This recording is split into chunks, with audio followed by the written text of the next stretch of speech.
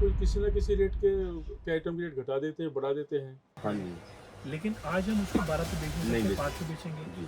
तो वो जो डिफरेंस हो, और अब 22 तारीख से 23 तारीख से जो कि 5% पे हो गए, तो हमें उसको सेल 5% पे ही करना है, क्योंकि हम कर रहे हैं as per norms of we are selling goods at loss. और अगर हम उसको नहीं बेचते हैं तो नुकसान है, एक्सपायर हो जाता है। दूसरी बात ये है कि ये जो जीएसटी रेट कम हुए हैं, ये पहली बार कम नहीं हुए। ये तो रेगुलर एक्सरसाइज है। 2017 से जितनी भी जीएसटी काउंसिल मीटिंग हुई है, जीएसटी की दरों में कमी की गई है, जिसके बाद आम जनता के बीच ये मैसेज है कि दामों में कमी है और कमी हुई है कई कमोडिटीज़ में। लेकिन इस बीच जो व्यापारी वर्ग है उसके अंदर एक पशुपेश आ गया है, ख़ास तौर पे इसलिए क्योंकि कई प्रोडक्ट ऐसे हैं जो महंगी जीएसटी दर पर खरीदे गए थे और अब उनमें जीएसटी दर को घटा दिया गया है। ऐसे में उनके सामने परेशानी ये है कि जो पुराना स्टॉक महंगे जीएसटी रेट पर खरीदा गया था, अब उसे सस्ते में बेचना होगा और वो जो जीएसटी कट का डिफरेंस है, उसे लेकर असमंजस ये है कि वो जो कट है या डिफरेंस है, उसको वो अभी फ़िलहाल लॉस मान के चल रहे हैं, क्योंकि जब सरकार उसको एडजस्ट करेगी तो उसमें कब और कितना समय लगेगा ये अभी पता नहीं है।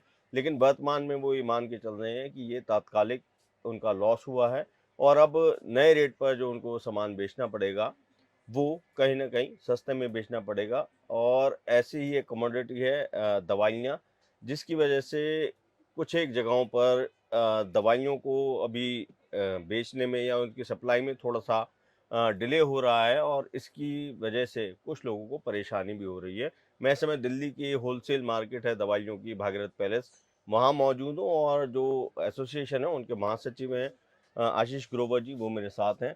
सर, ये जो जीएसटी के रेट कट हुआ है, इसको लेकर क्या अभी परेशानी आप लोगों को आ रही है? देखिए, आपके माध्यम से मैं बताना चाहूँगा कि जिस तरह से 2.0 प्रधानमंत्री जी ने एक आह्वान किया, जिसमें टैक्स वगैरह को कम किया सभी प्रोडक्ट्स के अंदर, और दवाई खासकर, क्योंकि जो दवाई है वो ऐसी चीज़ है हर एक आदमी उसको खाता है।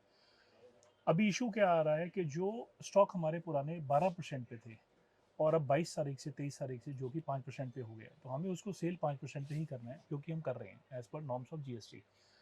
अब जो हमारा 7% का डिफरेंस है, अभी हमारे को वो लेस करके सेल करना पड़ रहा है। अब उसका इनपुट जो डिफरेंस है वो बिल्कुल मिलेगा, कम मिलेगा, कितना आएगा, कैसे आएगा, वो हमारा, हम उसको अभी लॉस मानेंगे, क्योंकि नई जो दरें हैं वो 5% से हैं, वो 5 से आएगा, 5 से बेचेंगे, पुराना जो स्टॉक है वो टोटली 12 का है।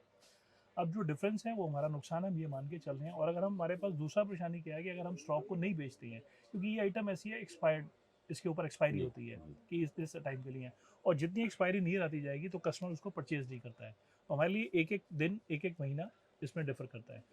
तो अभी तो लॉस है और हम बियर कर रहे हैं, बट ये है कि सस्ती दवाइयाँ देनी है, और जो प्रधानमंत्री जी का आह्वान है कि निचले दर तक ये बेनिफिट उनको मिले, तो वो बेनिफिट उनको जाना शुरू हो गया है। लेकिन अभी सेल परचेज में भी थोड़ा फ़र्क पड़ा है। परचेजेस हम देख के कर रहे हैं, कम कर रहे हैं, और जो हमारे पास माल लेने आते हैं, आप अभी कितनी देर से बैठे हैं मेरे साथ डिस्कस कर रहे हैं, तो कस्टमर नहीं है इस टाइम, क्योंकि जी, कस्टमर को ये है कि शायद और सस्ता होगा। अच्छा।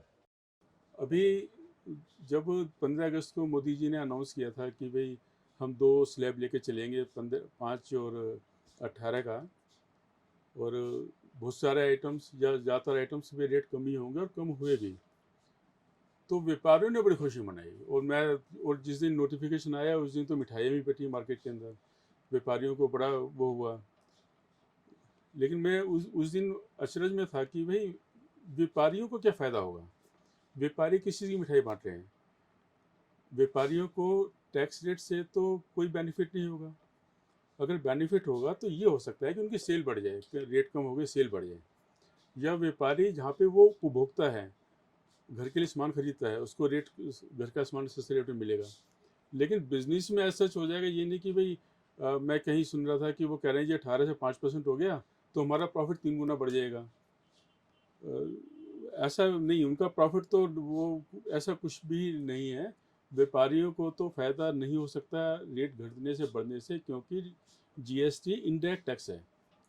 इनकम टैक्स सीधा डायरेक्ट टैक्स नहीं है। जैसे 12 लाख रुपए जब किया था तो व्यापारियों को फ़ायदा पहुंचा था, हर टैक्स पेयर को, चाहे व्यापारी या कोई भी टैक्स पेयर हो। लेकिन इनडायरेक्ट टैक्स में जीएसटी वैसा नहीं है। एक एमआरपी का भी इशू है कि अगर मेडिसिन सस्ती देनी है तो एमआरपी भी कम होना चाहिए, जो कि हमारा बहुत टाइम से ये चीज़ हम लोग कह रहे हैं। ओके। अगर वो डिफरेंस होता है कम तो और सस्ती दवाई होगी, बट अभी जो है एमआरपी कितने चेंज होते हैं, नहीं होते हैं, क्या होते हैं, टैक्स दर जो चेंज हुई है उसका डिफरेंस मार्केट में आ गया है और वो नीचे तक जा रहा है। और सर क्या सप्लायर की तरफ से भी कोई डिले हो रहा है क्या, कुछ ऐसा?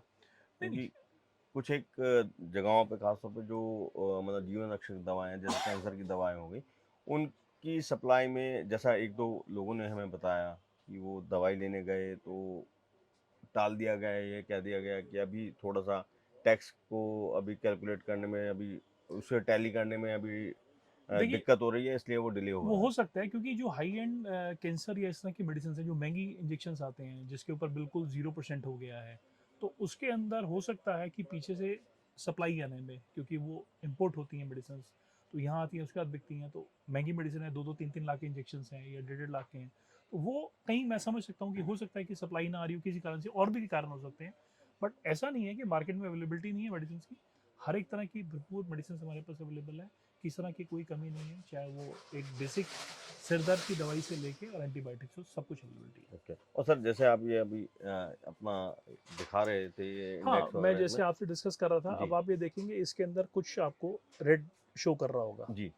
ये रेड जो शो हो रहा है दैट मीन्स ये हमारे को लॉस में बेच रही है, अच्छा, ये अभी आप यानी रेट कट के बाद रेट कट के ओके। बाद आ गया, तो ये आइटम जो है वो आपकी हमारी नुकसान दिखा रही है, ओके सर। ये सारी तो अब इसका क्या वैसे प्रोसेस है, आपको प्रोसेस इसका इनपुट ये है वगैरह? कि इनपुट जब मिलेगा, जब हम अब फाइल करेंगे, जी तो 12% वाला हमने 5 में बेचा हुआ है, जी।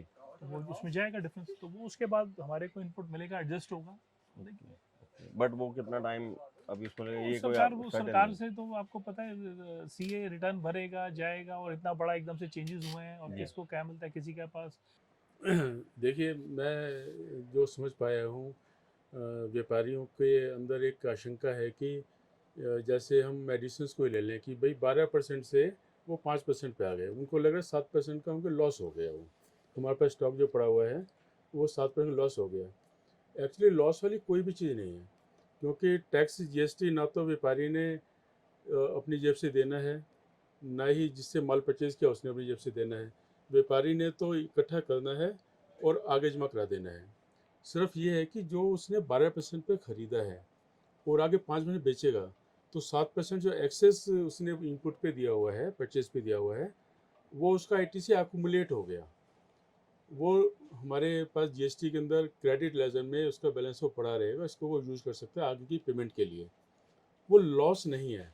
आप कह सकते हैं लिक्विडिटी पर असर तो आएगा उसकी, लेकिन लॉस एक पैसे का नहीं है। व्यापारी को एक पैसे को लॉस नहीं है, चाहे जीएसटी रेट 12% की जगह पे 1% हो जाता, या 12% की जगह पे 28% हो जाता, तो उसको लॉस नहीं है। तो ये आपने सुना सीए राकेश गुप्ता को, जो ये बता रहे हैं कि ऐसा नहीं है कि ये लॉस है, बल्कि जो इनपुट टैक्स क्रेडिट है उसमें जो एक्स्ट्रा जीएसटी, जो पुराना जीएसटी की दर से जो भी माल खरीदा है उसका जो एक्स्ट्रा जीएसटी वो जमा हो जाएगा, और जब भी रिटर्न फाइल की जाएगी तो वही जो क्रेडिट है जीएसटी का वो इस्तेमाल में आ जाएगा। इसलिए जो व्यापारी इस बात को लेकर चिंतित हैं कि उन्हें घाटा हुआ है, तो ऐसा बिल्कुल भी नहीं है। सिर्फ और सिर्फ व्यापारियों के बीच में जानकारी का अभाव है, और शायद इसी वजह से वो लोग नए ऑर्डर लेने या फिर देने में कतरा रहे हैं। और मुझे लगता है कि हमारी इस खबर से